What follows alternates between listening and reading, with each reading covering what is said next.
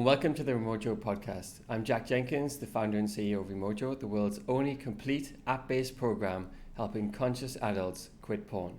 We're on a mission to help as many people as possible wake up, quit porn, and get a lust for life, and you can join the movement at remojo.com. That's remojo.com. I'm also here today with my colleague Juliana Saldana, who's our brand manager here at REMOJO. Juliana, hello. Hi. I'm so excited to be here. This is my first time.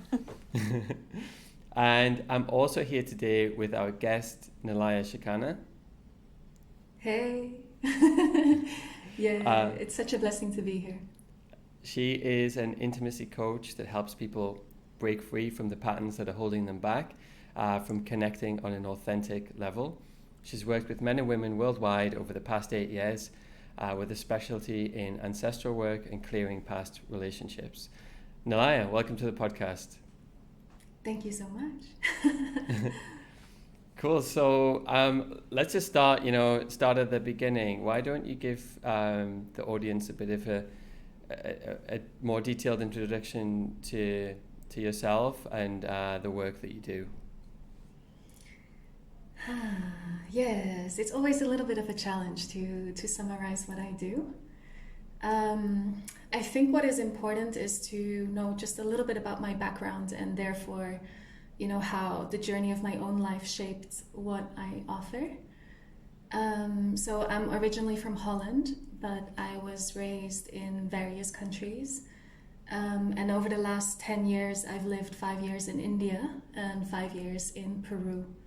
And so these ancient traditions of India, of which obviously the Tantra has inspired me a lot. And in Peru, it was more the shamanic tradition that has inspired me tremendously. So these traditions, have really allowed me to observe life, let's say, in a very subtle yet profound way. And my obsession for connection is really what drove me, on my path of purpose.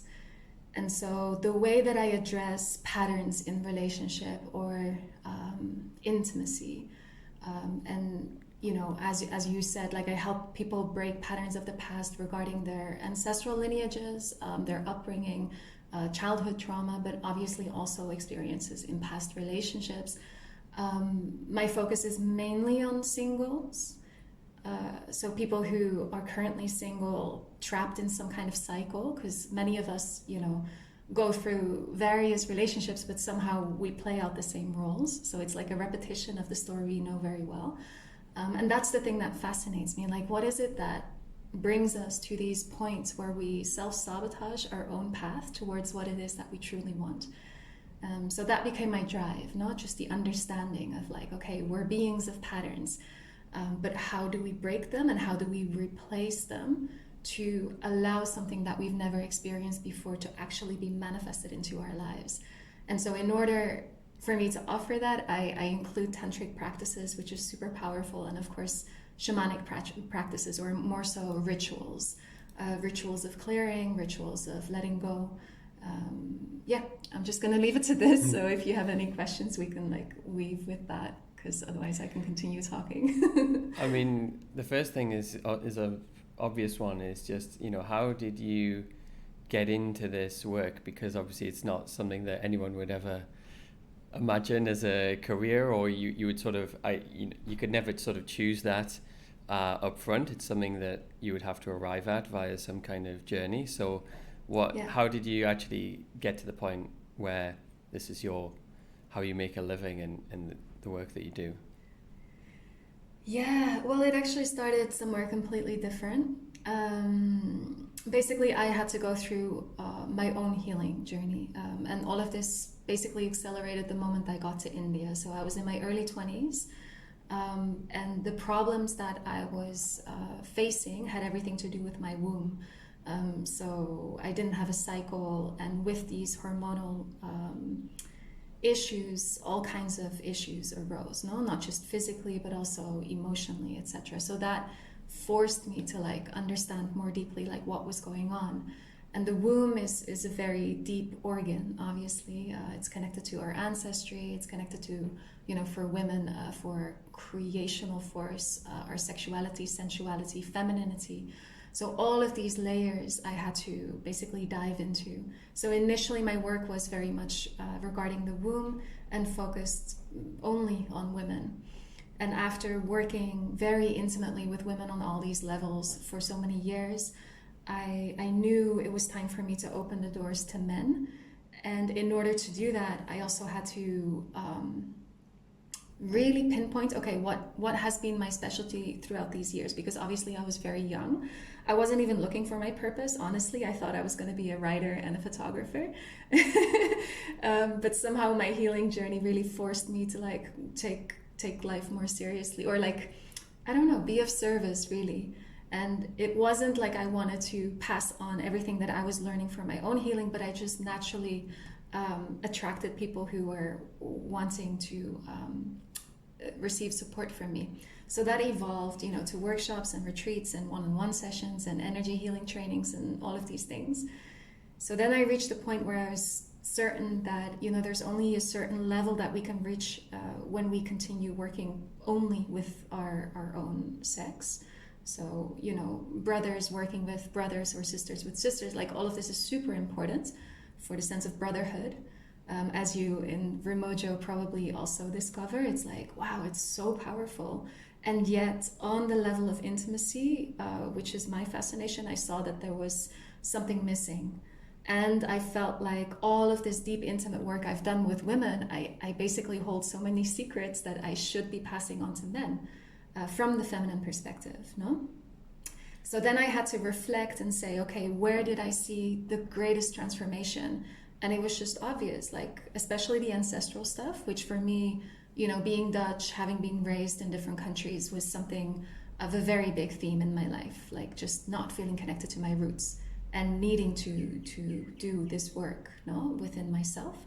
But then also patterns in relationships, because people naturally come to me with their stories, like from a very, very young age. I have very strange experiences where people randomly start telling me their intimate longing, but also difficulty and traumas relating sexuality, intimacy, connection, difficulty in relationship, all of these things. And so it was like a natural consequence that this would become the heart of my work. Yeah, I actually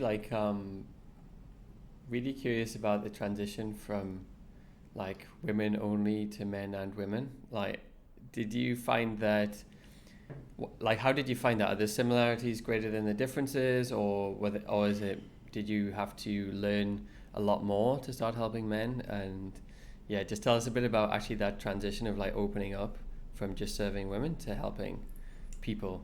I'm very interested in that, obviously, from a personal perspective with REMOJO, because we have to think about that for the long-term future.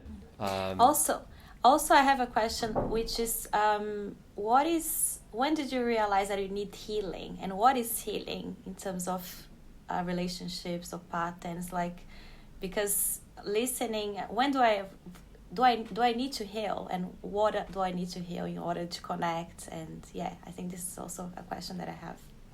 Two very different questions. Yeah, I'm so sorry, because I think, like, for everyone who is listening, I think that understanding what is healing, and if I want to go through this journey, it's it could be interesting, because I can identify any pattern, and then okay, I need healing, and then anyways, I'm sorry to jump into like two different questions, but I think it's just going back to the basics as well. But yeah, perfect. No, it's great. So first, the question regarding men and women. Yes, I can define this really black and white, actually.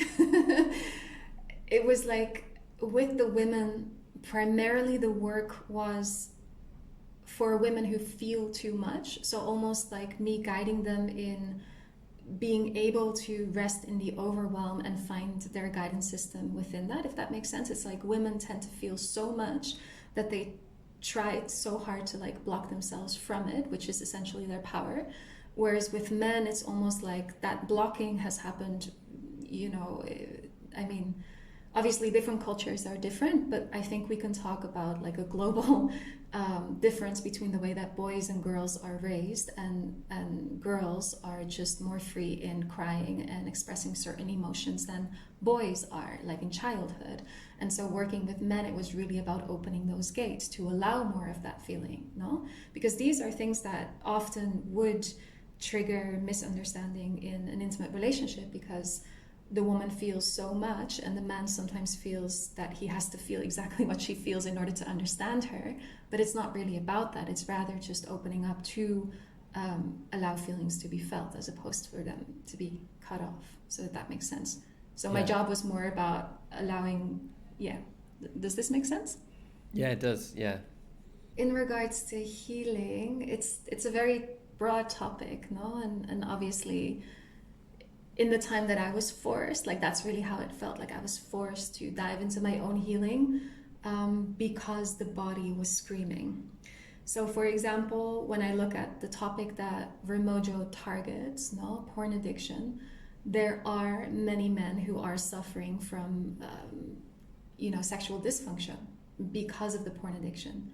And that simply shows that, after feelings have been blocked off or replaced with other feelings, because that's essentially what addiction is, right? Like men would, or there's also women with porn addiction, of course, but let's just focus on the men. Men would watch porn because they want to distract themselves from something that they don't want to feel. So this does actually tie in with the question I answered previously, where there's simply, culturally speaking, globally speaking, not the same liberty for men to feel in the way that women feel.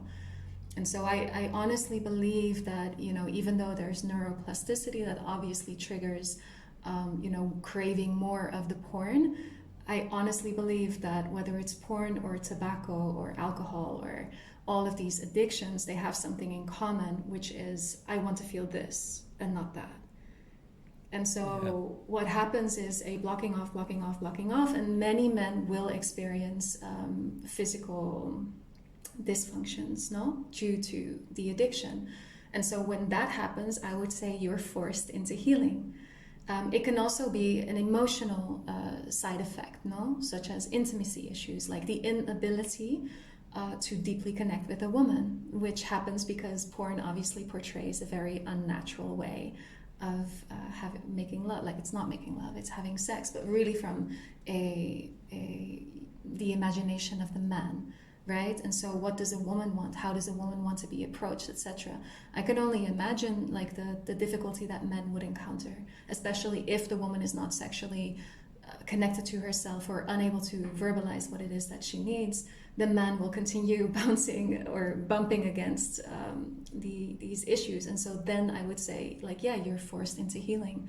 And that's really, like, I think REMOJO is such an incredible project, really, because I've worked with men with porn addiction, with all kinds of addictions, because it is part of intimacy, like I said. It's like you're blocking off something you don't want to feel. And it's just very fascinating, and it's also worrisome, no, to like consider the fact that we're all from a different generation, but these days it's like children grow up with internet and everything is just one click away, and the impact people don't even realize. Yeah, I feel really lucky to have actually grown up, at least without all of these things. So we have. I assume you may be a similar age to myself and Juliana. I'm 31. We had at least some time to grow up without the smartphone and without. I can still remember sort of someone sharing Facebook with me and like logging in, signing up for the first time, and just at like 18. So we were kind of lucky enough to actually understand what life is before and after these things. Whereas, kids. A sort of 20-year-old now has never known any different, and I feel quite like lucky to have actually experienced before and after, because it gives you a sense of perspective, right? Definitely. But so what were your particular challenges that you had to actually solve for yourself? Because usually I think when people end up teaching? Like you said, it's often about solving your own problem first and then sharing the benefit with other people. So I was just wondering, like, what were your kind of biggest challenges in this area of your life, and kind of what you did to actually solve those? Yeah, I mean, there's multiple layers to it, because I mean, I was raised abroad, meaning raised in various countries, and we would move every 2-3 years, basically, from birth. So, like, I was born and I immigrated 4 or 5 weeks after I was born. And so the movement and new languages and integrating, all of this obviously helped me widen my perspective on reality, and it brought many gifts, right?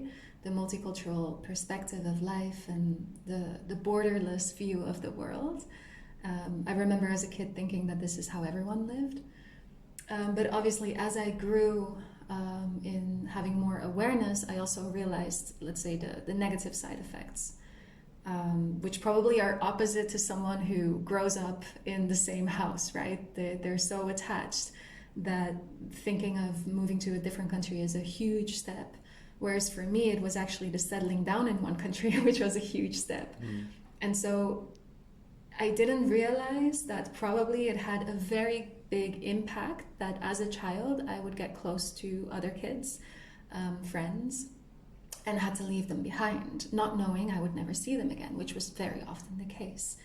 And I think that this impacted me unknowingly, to the point where I was very free in opening up completely, but with no attachment, if that makes sense. Like, very easy to let go. And so when I became sexually active, that became very evident. Like, I was always the one to end relationships. So talking about patterns, that was definitely a pattern of mine.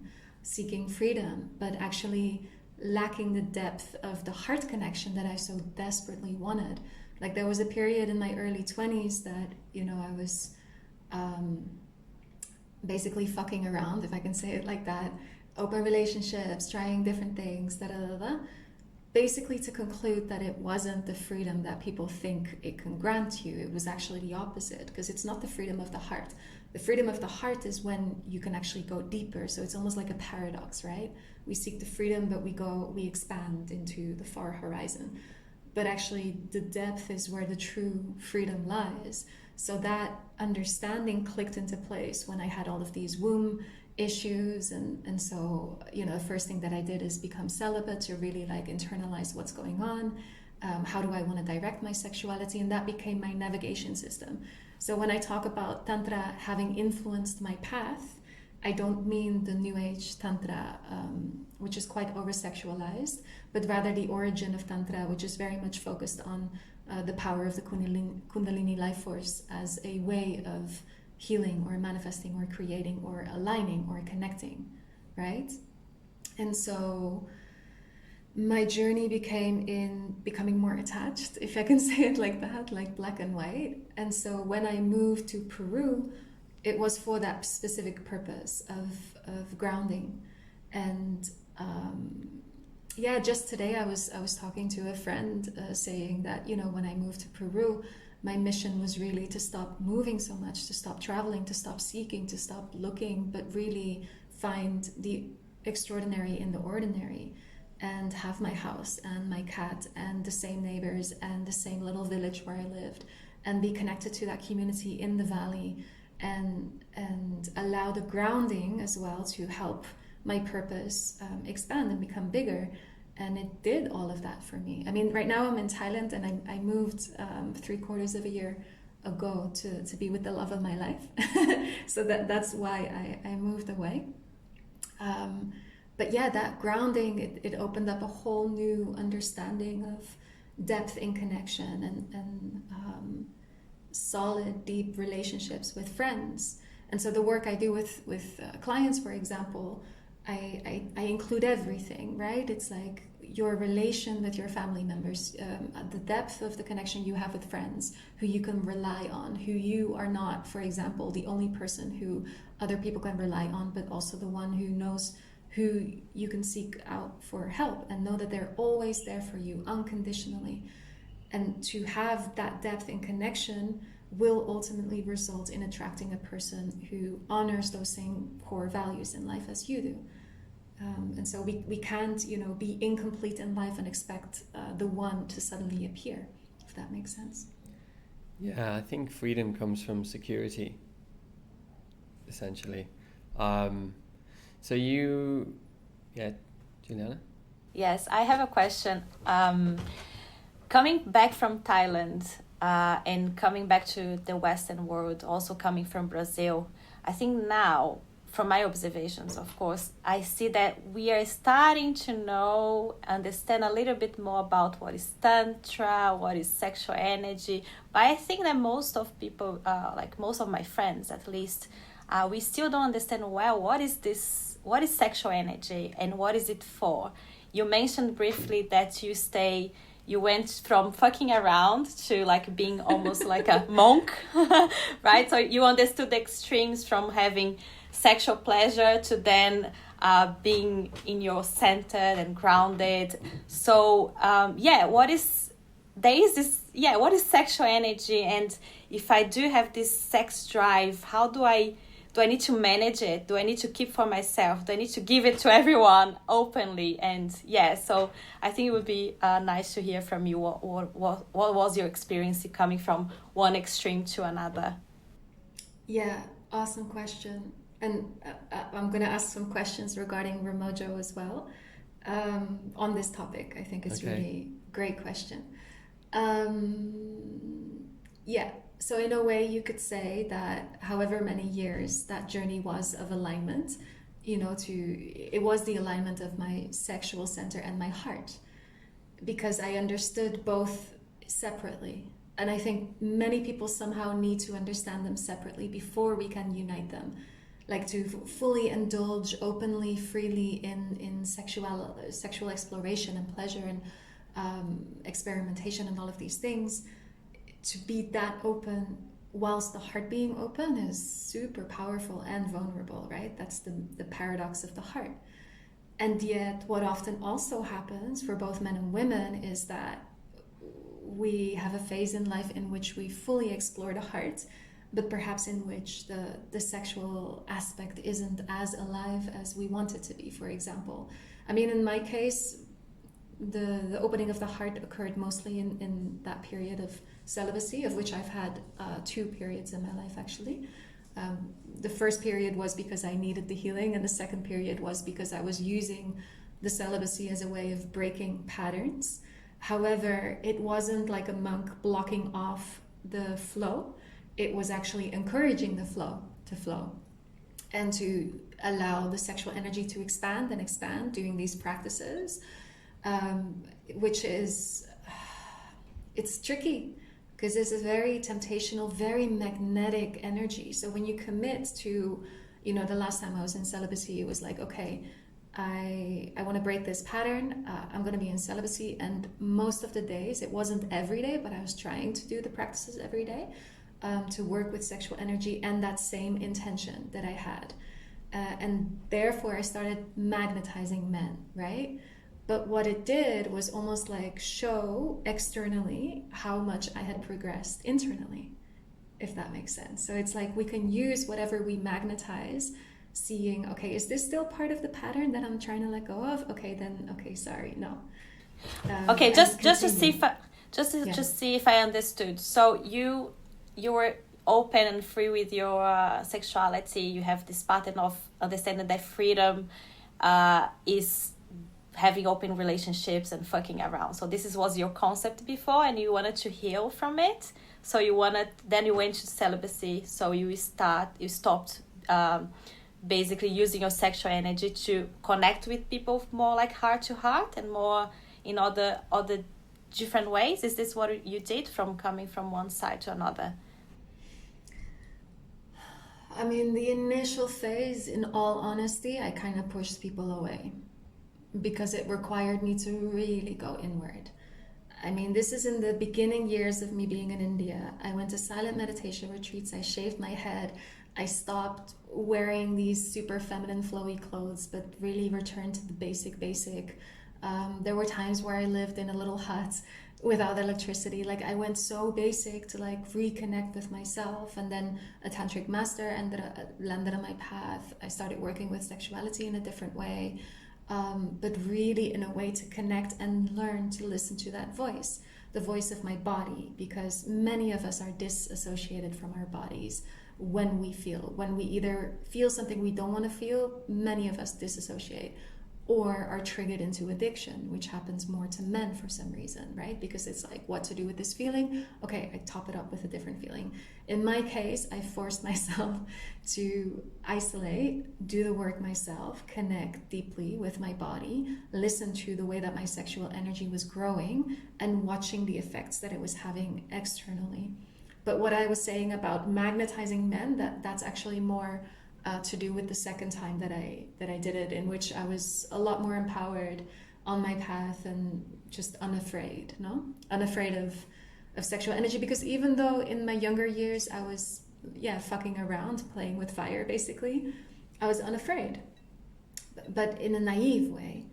And so I had to fully reset. And when I came out of that chapter, being more consciously aware of what kind of relationships I wanted, at some point I still saw a particular pattern play out within the men that I was dating.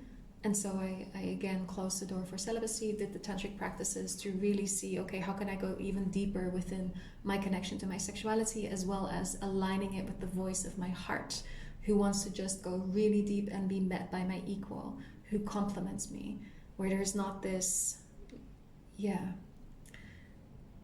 Anyway, does this make sense? Yes, it does. It does. Oh yeah, so I was going to link it to a question for REMOJO. Yes, my question was, because you have a 90-day program. I actually downloaded the app not knowing that it was a whole program, and obviously since I'm not really the target group, I ended up not signing up. But I was really curious, like, what does this program indicate? Is it like a no-fap type of thing where there's no movement of sexual energy, or how do you get men within this program to still connect with their sexuality or perhaps masturbation? But obviously there is a phase in which even if a man doesn't watch porn, he'll still have the images if he touches himself and closes his eyes. So what are certain exercises that you offer that will assist in the transition, right? To basically reframe and reestablish a whole new connection with their sexuality. I'm just curious.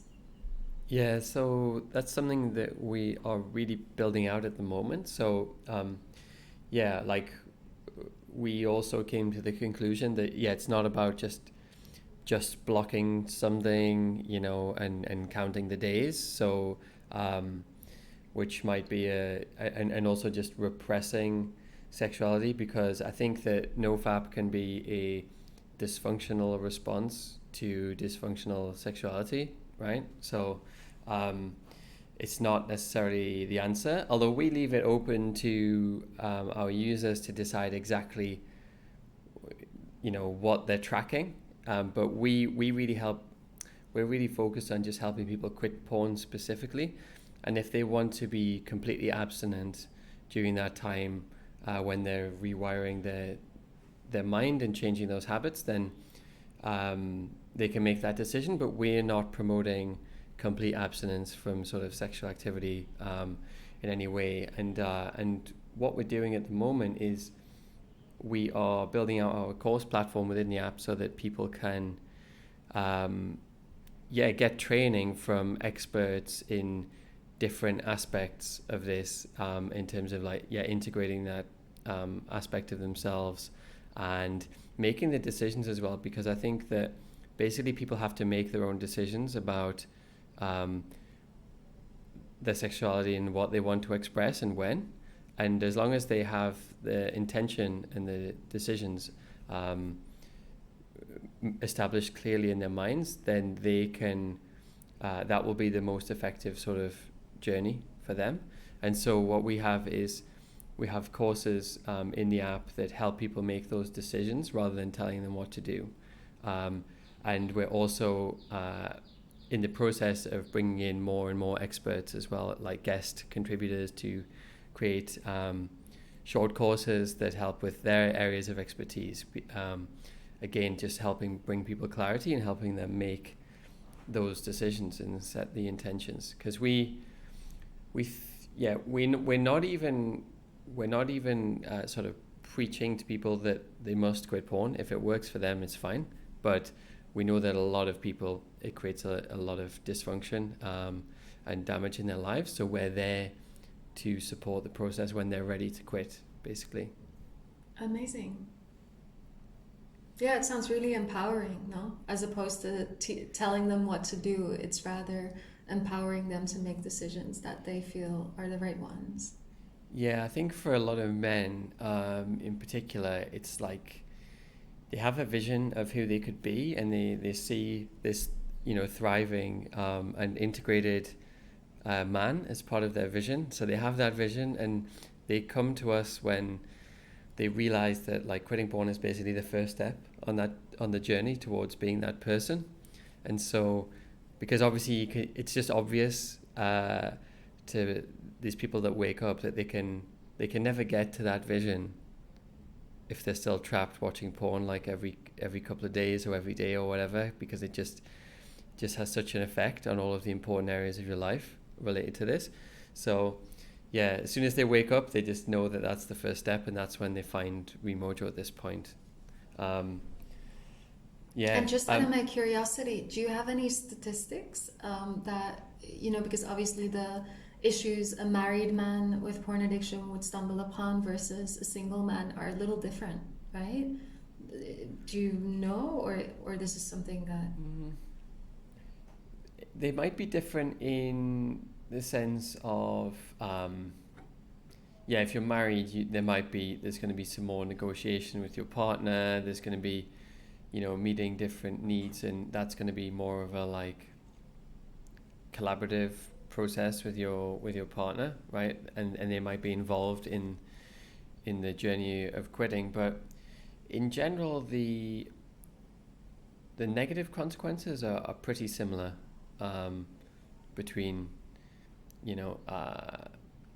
across guys. I think that quite often the moment when people wake up to the fact that there might be a problem is when they're experiencing some kind of sexual dysfunction, and I think that's more obvious in a relationship. Like it's much, you realize that much quicker, and it's much more obvious in a relationship than people who are single and maybe can't get into the relationship they want, or can't get into a relationship at all because of where their head's at and where they're at in life, and their lifestyle and everything. So I think just being in a relationship can make it more obvious that you have a problem, especially since it's often, there's a lot of hiding and secrecy and maybe lying and things like that goes into it. So that's the main difference you see at the moment. But we don't gather a lot of stats on our users, obviously. Like it's something we want to be discreet about. So. Juliana, you're going to come in. Yes, I have a question. I'm still interested in a few topics, which is I see the setup. The sexual energy is such a strong energy. We have a strong, many like men or women have this strong sex drive, and then religion comes, or like even spirituality comes and says this is bad. So they try to cut your sexuality, or they say that you cannot go around and have sex, or you cannot masturbate, you cannot have, this is wrong, right? And then it comes Tantra, that it says, express yourself, have pleasure, and rediscover your senses. And so we are in this moment, I feel that we are trying to explore and understand a little bit more about this sexual energy. How do I need to channel this energy? Do I need to manage this energy? Or if I have this strong sex drive, it's easy for me to go to porn and have like a short-term pleasure, and then I become addicted, because this is how our brain works. So what are the alternatives in terms of how do I direct this really strong and powerful energy?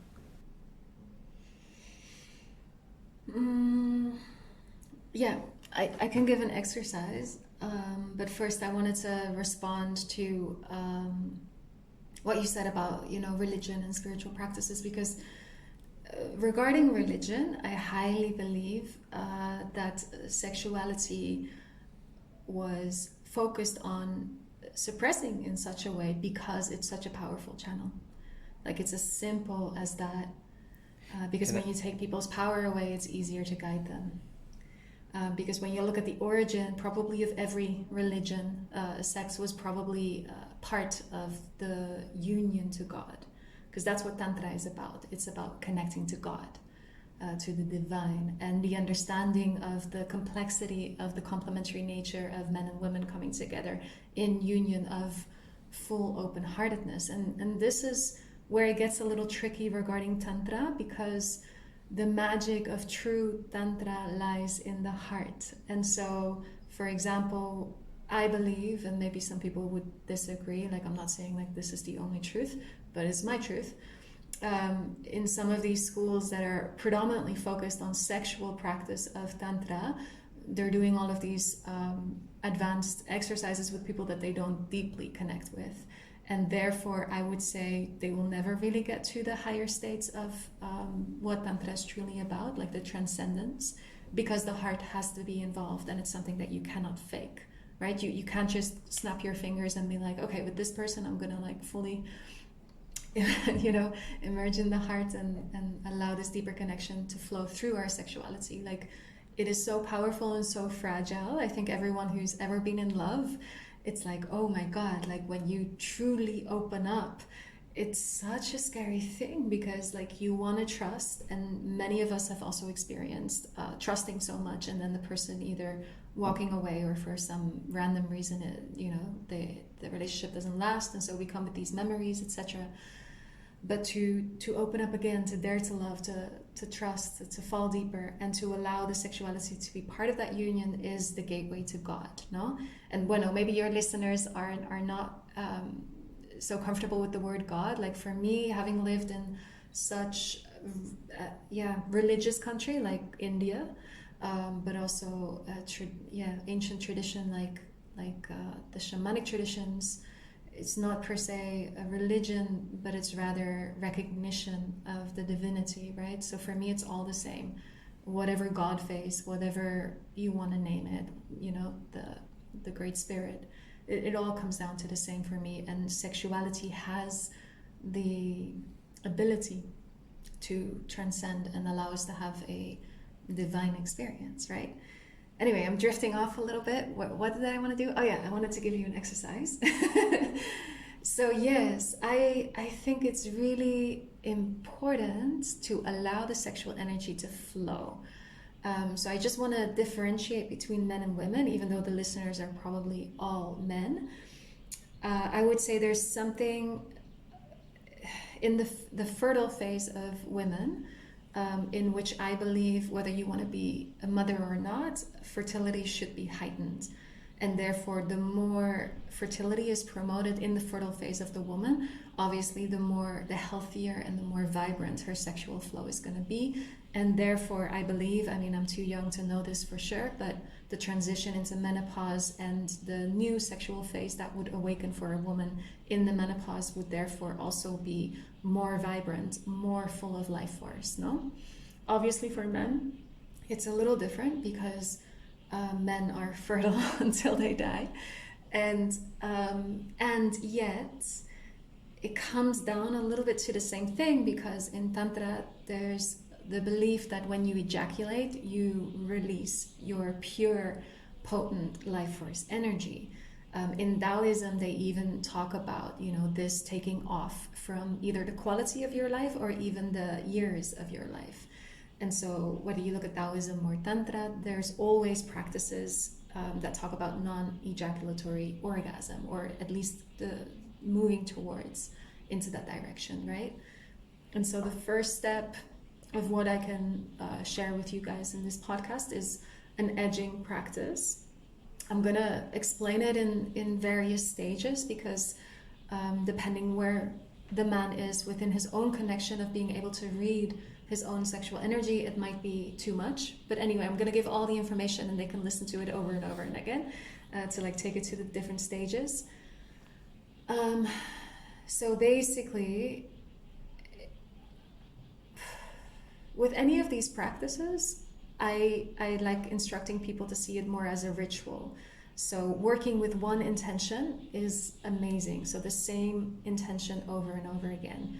To simplify it, I would recommend having a one-word intention. So it can be one of the core values, right? Or it can simply be a deeper sense of connection or something. Anyway, a one-word intention. And when you commit, for example, you do the REMOJO program, and you commit to doing this practice connected to the REMOJO program, you can just work with that same intention, no? Because people do step into your program with an intention, right? Yeah. So you set your intention before the practice, but it's basically a masturbation practice in which you reach the edge of orgasm. I mean, obviously it's important to not get too close, which we call the point of no return, but rather get close to the point of orgasm, where the energy basically builds up. There's more tension, but instead of allowing the tension to be released, you allow the tension to soften and expand, because very often that's what orgasm is. It's like there's too much tension and we just want a relief, right? But in Tantra, we basically play with the edge of that tension and start becoming comfortable and relaxed in that tension. And we do that by using breath. So this is depending on how comfortable people are with their own bodies or whether they're familiar with practices like this.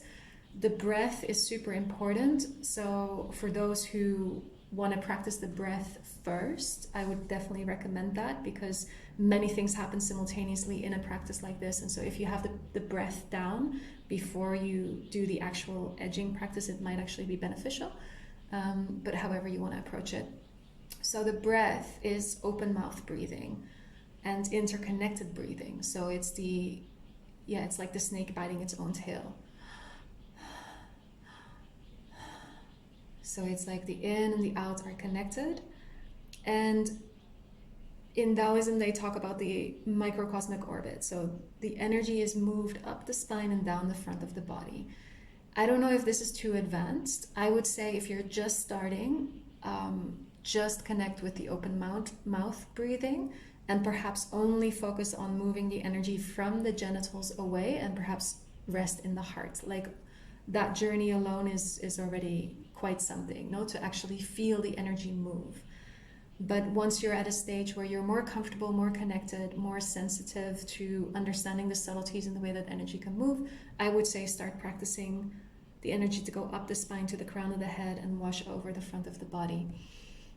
The idea is that every time you reach the edge of the orgasm, I call this one cycle, or you can see it as a wave, right? Because there is a wave of sexual energy. You move it, and then as you feel the sexual energy go down a little bit, you do another cycle. And eventually you'll be able to do one cycle after the other and really see how the energy expands and expands.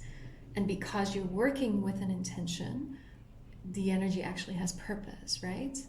But it's possible for men to eventually move towards having a full body orgasm or non-ejaculatory orgasm. But right now I just want to focus on moving the energy, because many men are afraid of blue balls, right? If they don't come.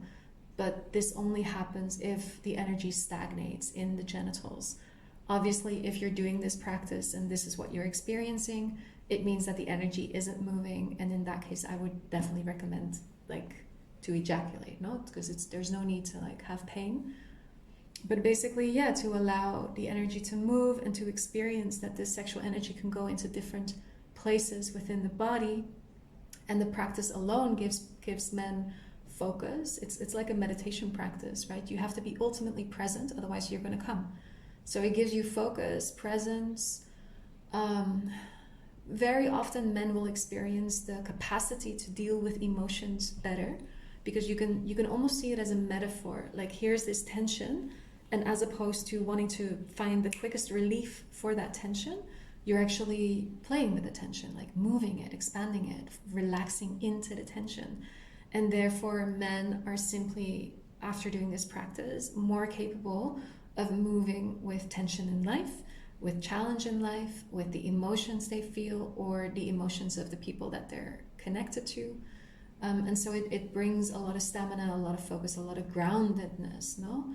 Just presence, all of these beautiful masculine virtues by actually enjoying a meditation and having fun and reprogramming the sexual connection that you had into something that is a lot more fruitful. I think, I have a question which is just like, and this is a very different maybe perspective from the way that you're talking about this, but I imagine that would really elevate the dopamine levels in the brain. So I'm just wondering, how does this not have a tendency to become quite addictive or compulsive in terms of like this practice?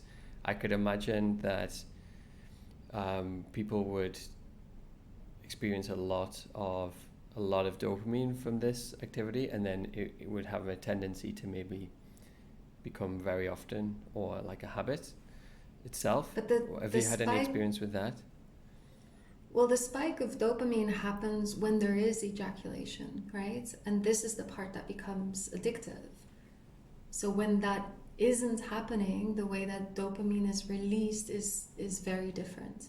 And so there's not what I understand. I mean, obviously, I'm not a man.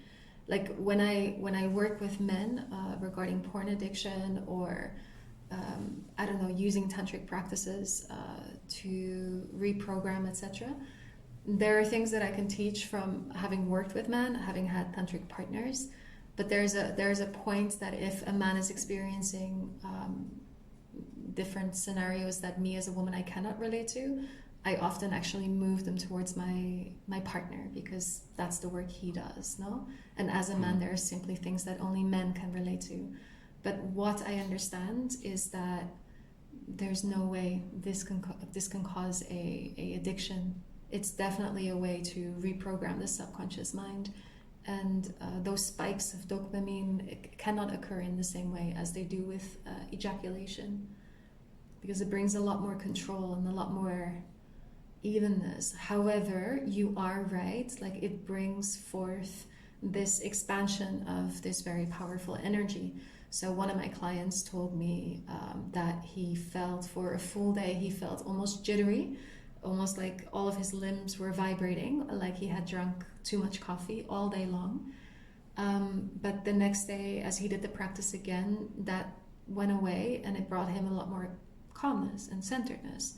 So I am sure that depending on where the man is at, he will need to move through something that can cause intensity of whatever kind, whether it's physical intensity or lust for sex. I mean, these are all things that are definitely part of the process of reshaping the relationship with sexuality, because it's such a powerful energy. Because as a woman, I can speak for myself. When I've had periods in my life when I did these practices for, long periods in a row, I mean, I was so clearly connected to my intention. That's why intention is so important, that I didn't allow myself to be distracted. But there's a temptational aspect to this energy that everyone will be faced with. So it depends on whether the person wants to embark on this and whether he chooses to have support in it, which can obviously be really helpful. But it comes down to like taking it slow and listening, because I believe we all have a very personal relationship with our own sexuality, and it keeps evolving. It keeps evolving. I imagine this build-up of this energy also is connected to when you said that you became more you magnetize more people around you, so maybe your energy around you was stronger, you felt more empowered, and I imagine that this sexual energy could be also redirected to work or to creation or self-expression. Exactly. Or to build the business. So I imagine, like, instead of wasting, let's say, like in short term, like releases, you can build up and attract the long-term relationships or businesses or creations with this energy. Am I right? Or Exactly. Yeah. Exactly. Yeah. And this is super important to like have the intention, know where the arrow is pointing towards, and using it with purpose, no? And that's the way we respect the energy, and therefore won't be, having all of these interferences. That can, I imagine, happen with porn addiction, where there's such a spike of dopamine release and all these dopamine receptors are confused, basically.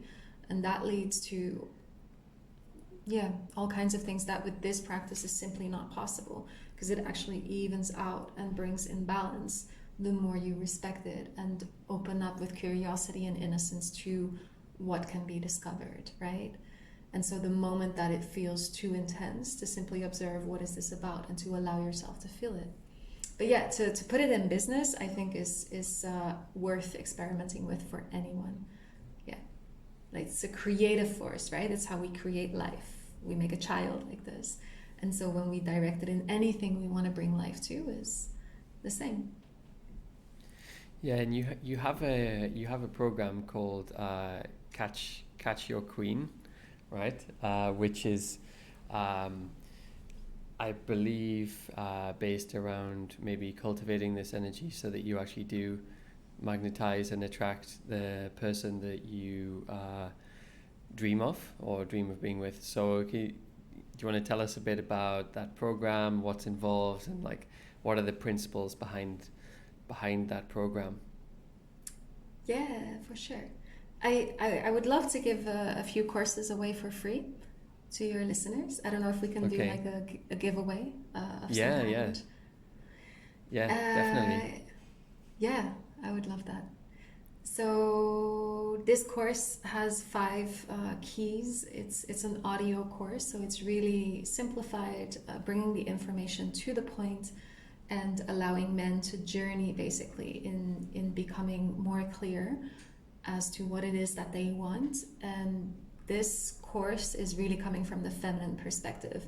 So almost like tackling some of the main issues that either clients or male friends have shared with me that they encounter within the intimate realm, specifically dating, I would say. So what it comes down to is that I often see that really good guys, like intelligent guys who have their shit together, they're just good guys, like they're in integrity, honest, but they end up somehow attracting difficulty or challenge in relationship, or wasting time, or somehow struggling. So this course is really, because when you attract your queen, it means you are the king. So there's aspects to the course where I explain, what is the transition from a prince to a king, basically. Like what is that maturity? What does it require for a man to be really embodied in his masculinity, and therefore would attract a high quality woman, like the type of woman that he dreams of being with, no? Because there are certain virtues that need to be integrated. However, I would say the majority of the course is really focused on the feminine perspective, looking at the complexity of the emotional nature of the woman as well as the sexual nature of the woman, which is opposite, basically, right? Looking from Tantra, I speak less about Tantra in the course, but I can say that it is based on these principles as well as primal instinct. Because primal instinct speaks for itself, right? It's like the male brain operates predominantly on testosterone, and therefore you are driven in a particular way to move, especially in the dance of attraction.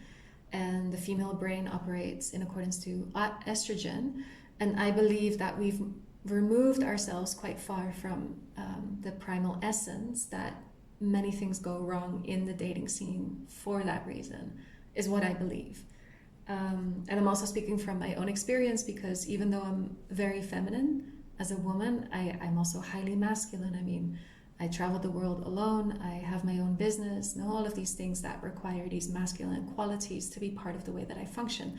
However, I longed so much for these qualities to not be present in my intimate relationship. Like, I just want to be a woman, if I can say it like that, and allow my man to take the lead. And I think that there's a lot of women who desire that, but they get in their own way.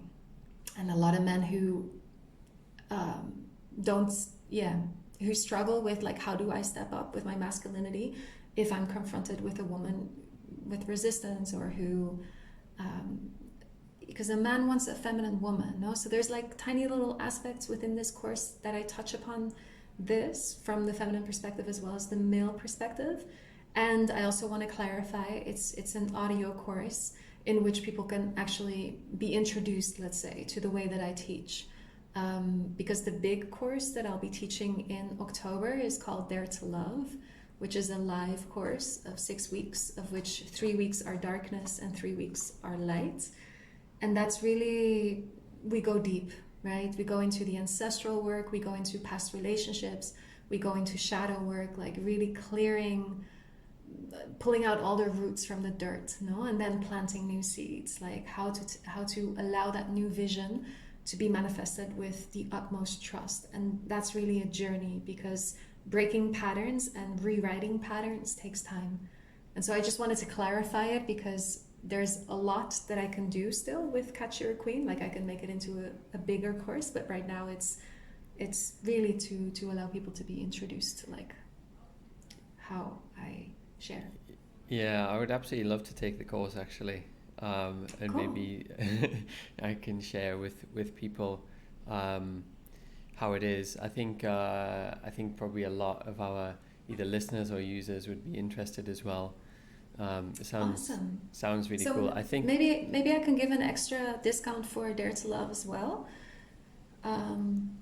Yeah, you know, in case. Yeah. And I just wanted to share 2 extra things. Like, if people are interested to sign up for Dare to Love, I offer a free introduction call, basically, to kind of check in, like, where's your intention. Like, that personal contact for me is really important, because I do try to make it as intimate as possible, like we're journeying together, you know? And I also want to mention that I'm pregnant, and so congratulations. Thank you. Congrats. Congrats. Thank you. And so this will be the last time I'm offering Dare to Love for now. Obviously, motherhood and all of these things is going to bring a lot of change. And so I don't know when the next Dare to Love is going to be, and it might be a little different to now. And Yeah. I just really look forward to like honoring, let's say, this long cycle of teaching in my maidenhood. And I just have a really, I have a really powerful feeling in regards to like, who are the people I'm going to attract for the final round of Dare to Love. But I just wanted to mention it, because obviously, you know, people would either feel connected to the dates or not, but I can't promise when the next one will come. Yeah, so I'm sure that becoming a mother will change your perspective and probably like start a new journey to some extent, right? But so how can people actually find out more about the courses, learn more about you, work with you, you know, join the courses, join the programs? Where would you tell people to go and do that? Yeah, so Nalaya Chakana, basically the way that you hear it. So there's a lot of A's in there.